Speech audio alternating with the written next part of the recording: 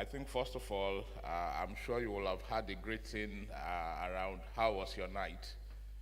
That's a standard greeting in Nigeria. It is not to inquire how you spent your night, but to ask whether you slept well. So pardon my countrymen if they ask you how was your night. It's a standard greeting in the morning in Nigeria. My job is very simple. It's just to do a summary of what transpired here yesterday. And I will be quite brief about this. I think I have about 15 minutes.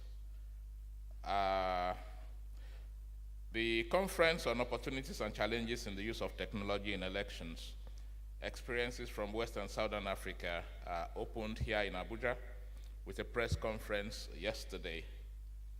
The conference was organized by INEC and ECONEC in collaboration with ECF SADC, with the support of ECES, managers of the Component 1 of the EU support for democratic governance in Nigeria, comprising support to INEC and to other election management bodies in Nigeria.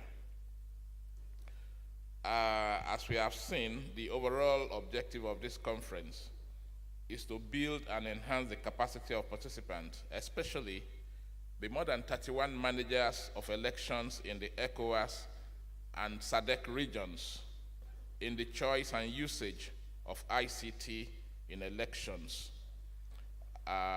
This enhancement is to promote and enhance the credibility, integrity, and transparency of the electoral processes in both regions.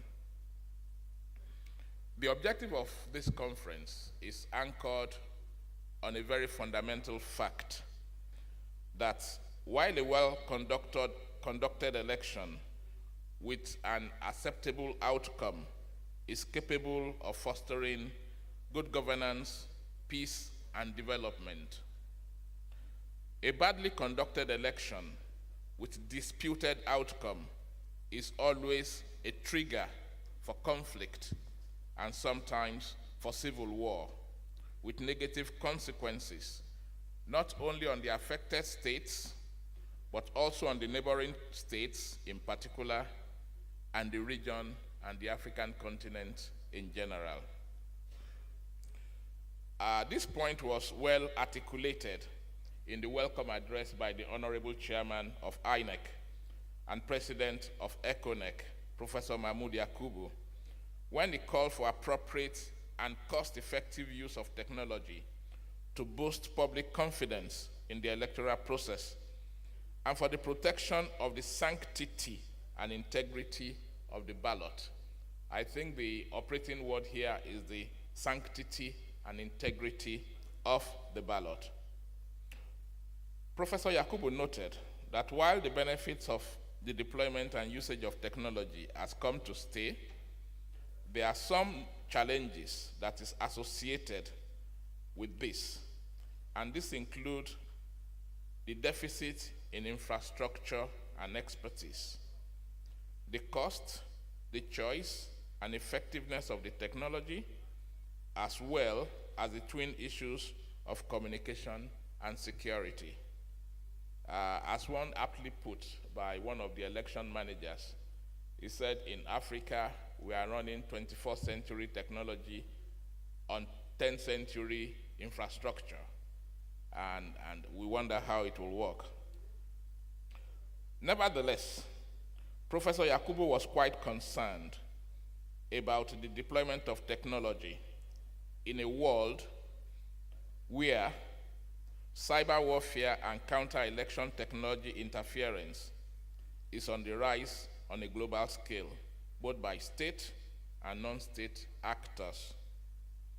Nevertheless, the ECONEC president is optimistic that this conference will become a significant milestone in the collective effort to deepen the deployment and use of technology for the conduct of credible elections and for the building of stable democracies across the ECOWAS and SADC region in particular, and the African continent in general. The imperative of cooperative endeavors among EMBs in reinforcing the democratic norm and culture in the face of emerging challenges to democracy and the undermining of democratic institutions around the world was the central theme of the goodwill messages delivered at this conference. According to the chair of the Electoral Commission Forum of Southern Africa Development Community and chairperson of the Electoral Commission of Namibia, Madam Tijupiana, the Abuja conference should serve as a building block towards strengthening collaborations among EMBs in Africa for the conduct of credible elections and the consolidation of democracy in the continent. She pointed out that from our country's experience, which is the first to use the electronic ballot, the use of electronic technology should be governed by three principles. These are cost effectiveness, sustainability, and credibility. In his own remarks, the president of the ECOWAS Commission highlighted the electoral progress and challenges within the sub-region. He went further to caution that the use of technology in elections should be well considered to maximize the benefits and to avoid the pitfalls. This same point was emphasized by the president of ECES, Monica Fransoni, who pointed out that while the use of technology in election has conferred some benefit on the electoral process, but at the same time, it is viewed with skepticism by many. She pledged the support of ECES to EMBs in order to improve the use and deployment of technology in elections. In his own goodwill message, the EU ambassador to Nigeria and ECOWAS, Ketil Carlson, urged participants at this conference to take the conduct of credible election as a sacred duty towards nourishing democracy and reinforcing democratic governance. He pointed out that the EU has supported the promotion of democracy and good governance across the world with over €1 billion since 2000, and restated the commitment of the European Commission towards supporting democracy and good governance, especially in Africa.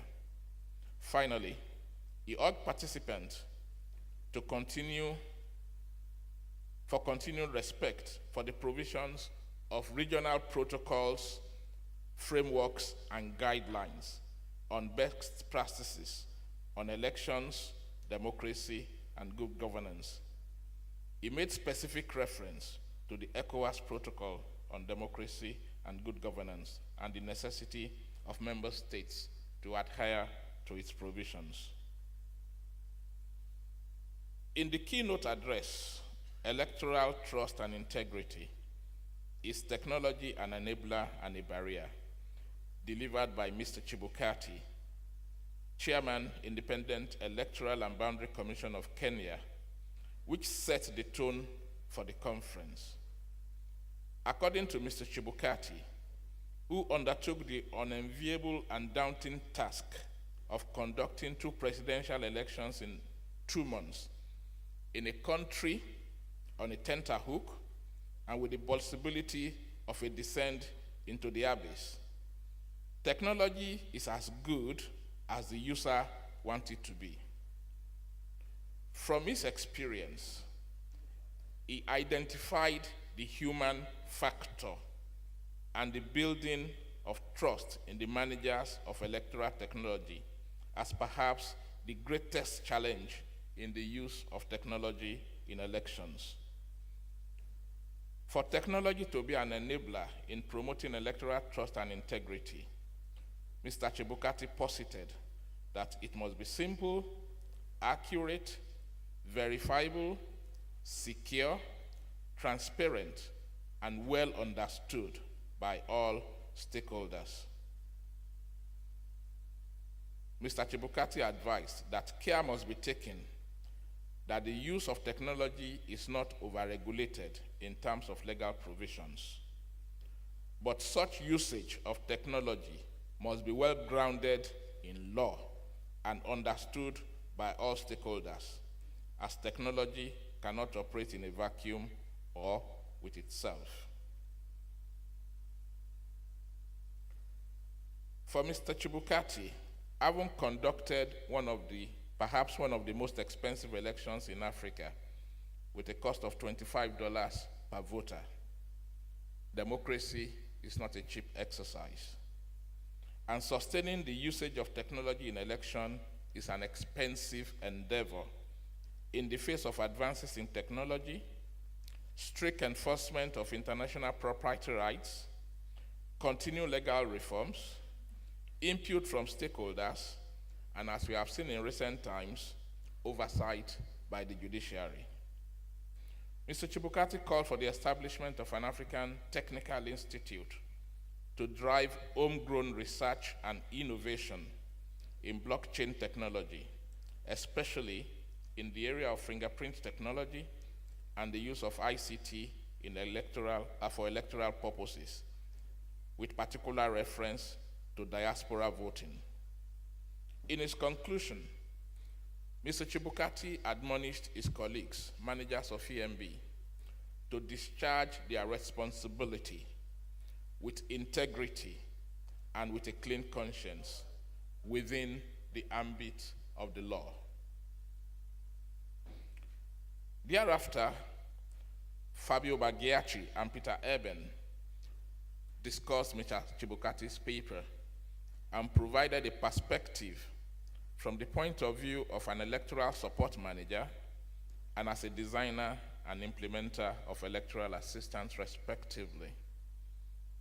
Mr. Baghiachi highlighted the choice faced by international development partners of either providing timely and adequate electoral support for the conduct of credible elections, for peaceful transitions, or providing resources for military intervention and post-conflict reconstruction in countries where bad election has led to conflict and civil war. For Mr. Baghiachi, the use of more technology in elections does not, I repeat, does not, translate into more credible outcomes, as typified in the case of Holland and Brazil. Rather, it is the perception of electoral outcomes on the basis of trust that serves as a tool of legitimization for the acceptance of election results by all stakeholders, as we have seen in the case of Italy, France, and Germany.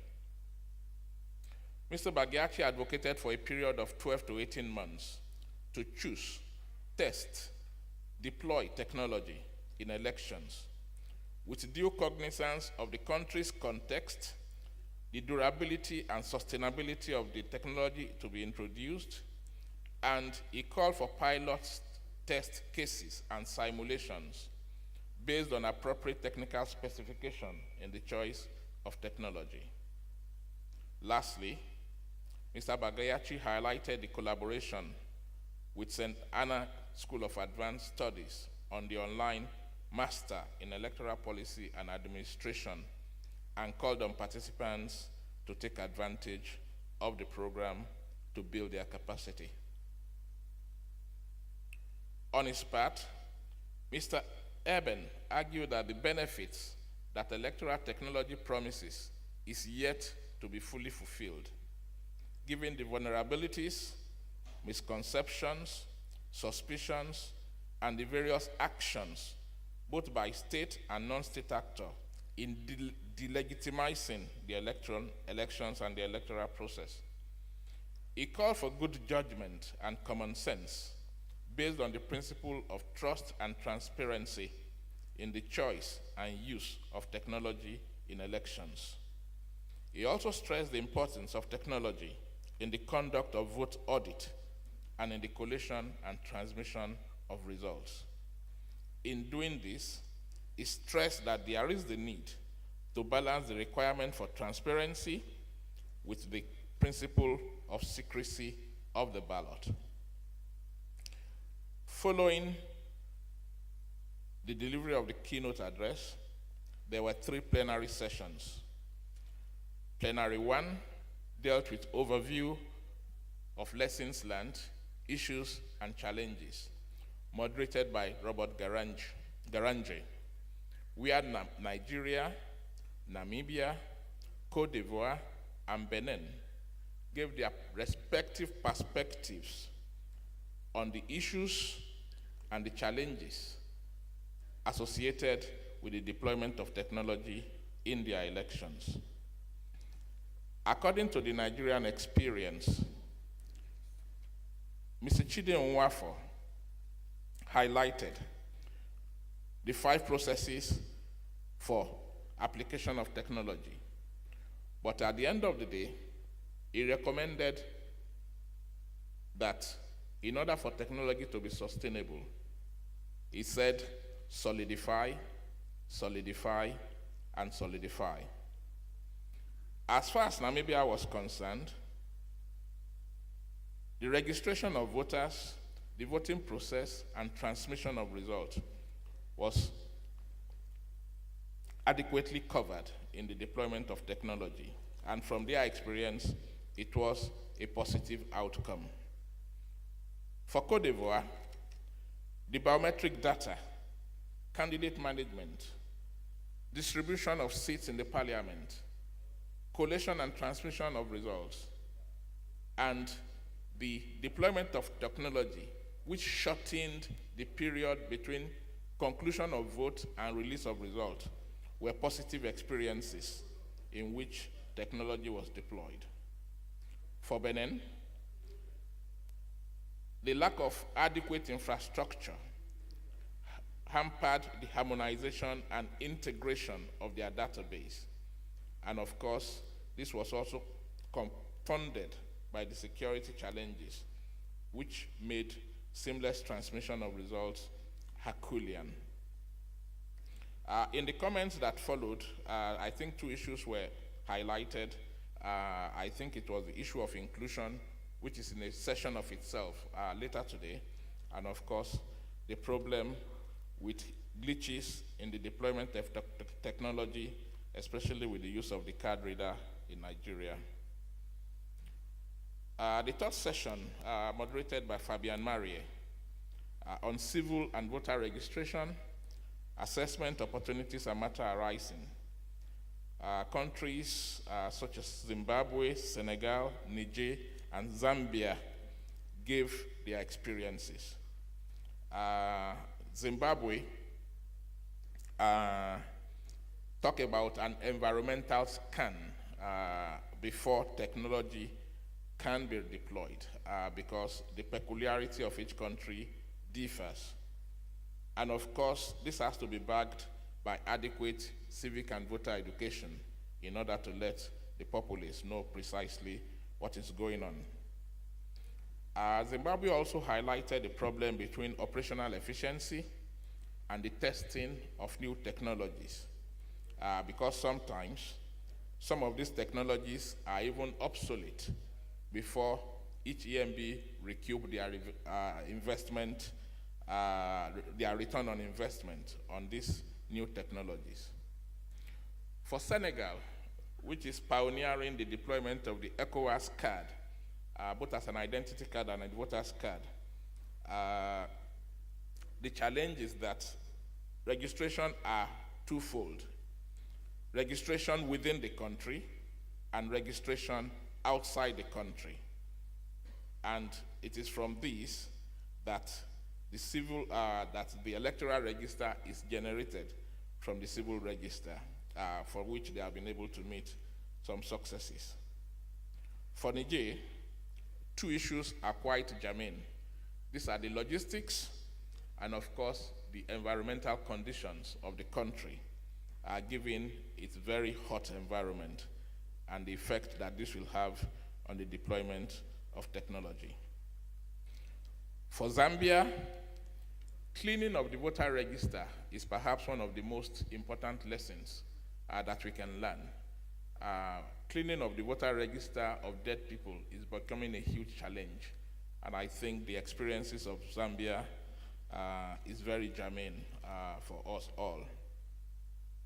Lastly, Session 4, moderated by General Ishola Williams in his very military fashion, shutting people down after 10 minutes and forcibly ejecting them from this podium, consisted of Angola, that was actually literally nearly thrown out of the hall, Madagascar, Ghana, and South Africa.